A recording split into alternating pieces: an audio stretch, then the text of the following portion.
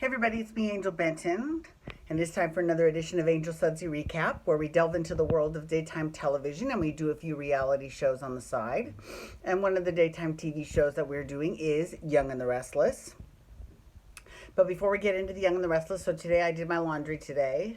I'm very excited about that, although I will have to say, where I live, not all laundromats, but where I live, the laundromat is kind of in the ghetto. And the how can I put this? It's always an interesting bunch doing their laundry when I go do my laundry. That's why I try to not do it that often because the people there, they kind of scare me a little bit. I'm not gonna lie, they're a little bit frightening. Yeah. And for those of you that have asked, there is no washer and dryer in the apartment, so I have to go to a laundromat. So womp womp. Anyways, Young and the Restless. Okay, so on Young and the Restless this week. So I was talking with my friend Cameo last week, and we were discussing Young and the Restless. And first of all, we were talking about, wait, before we even get into that, let's just talk about it. I fucking called it weeks ago. I was like, Mariah's going to impersonate Cassie to get Alice to spill the beans. I mean, the minute I found out Alex was involved with the sex ring, I said, that's how that's going to play out. And sure enough, now I was hoping that it would be actually Paul's plan that he gets Mariah to help with. But actually it wasn't.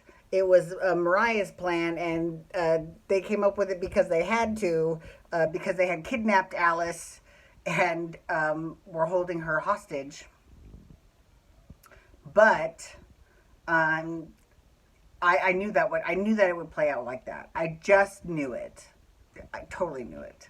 So kudos to you, Angel Benton, because you correctly guessed how that would play out. Now, I didn't quite get the circumstances around how that happened, but I was close enough. I mean, it would have been nice if Paul was involved, I'm sure. You know, I don't think Paul would have had any issues with it, but whatever. Anyways, as Ellen DeGeneres would say. So now we're going back to, I was talking to my friend Cameo last week. Okay, back to that story. So I was talking to my friend Cameo, and we were talking about how, well, first of all, we were talking about how we cannot figure Graham out, and it is very frustrating because, well, I'm not that frustrated because the more Graham's on, the more I know Dina's on, and you know I love me some Dina Mergeron. She is my favorite. So I enjoy figuring things out about him. I feel like Ashley Abbott, you know, because I'm finding out all this stuff about Graham. So, yeah, I don't, because we think, okay, well, what if he is actually her nurse and she's dying?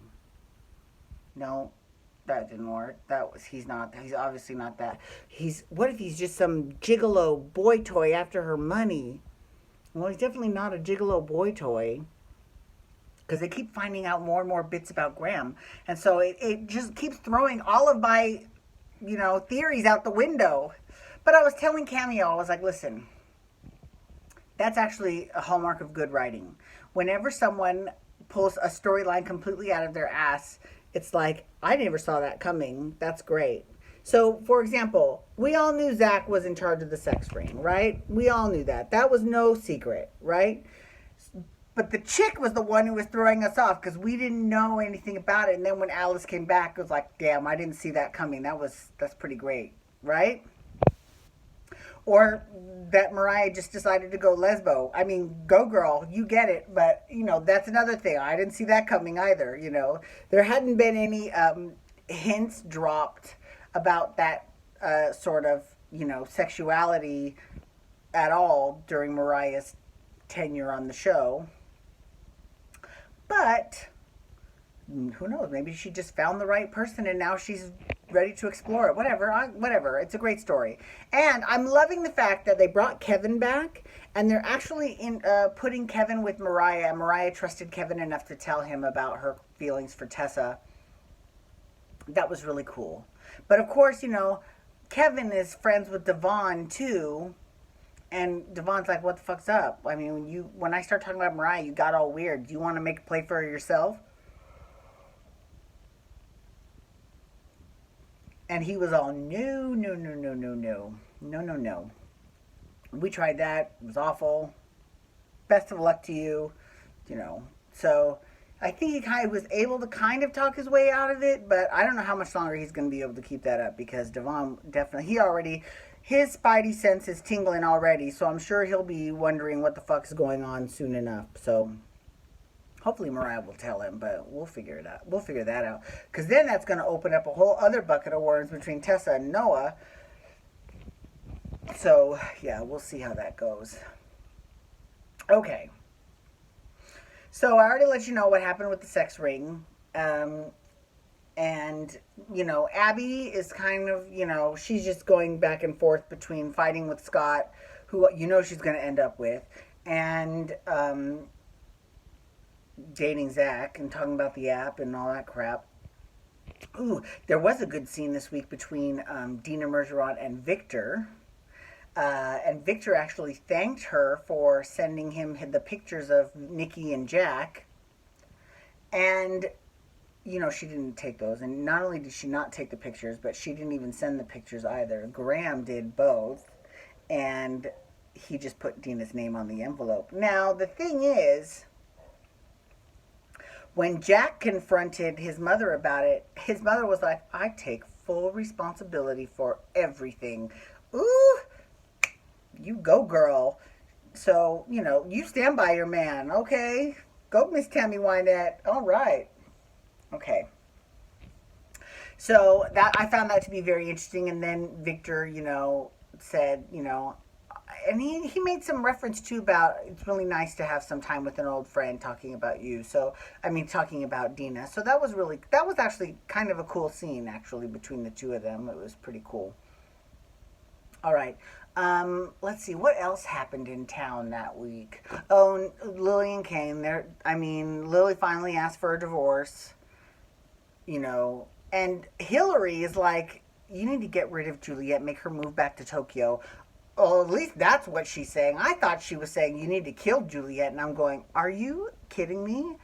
God. So often I just regret the day that Neil saved her from that stupid hill in Jamaica and kept her alive while, that was just, I would have just been like, oh, shoot, too bad, bye. Well, whatever.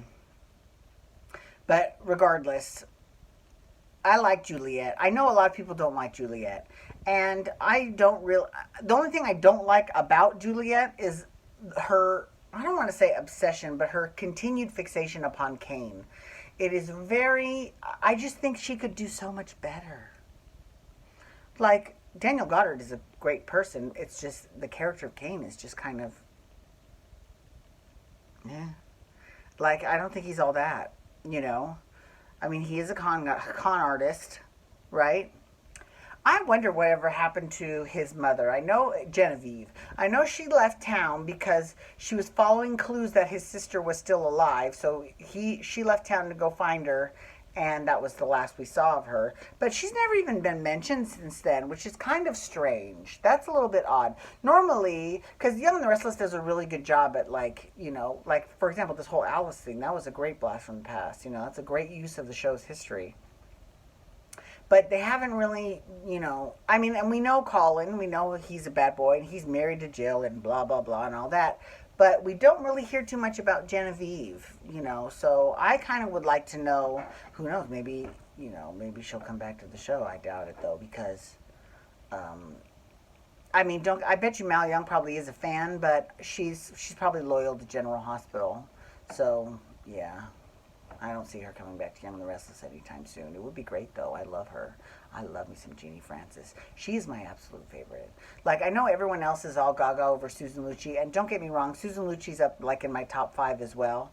But Jeannie Francis is my number one all the way. Like, I think I would die. If I ever got to meet Jeannie Francis, I would probably, A, shit a brick, B, need to be brought up for oxygen, and C, I would probably like cry. I don't know. I would be so upset.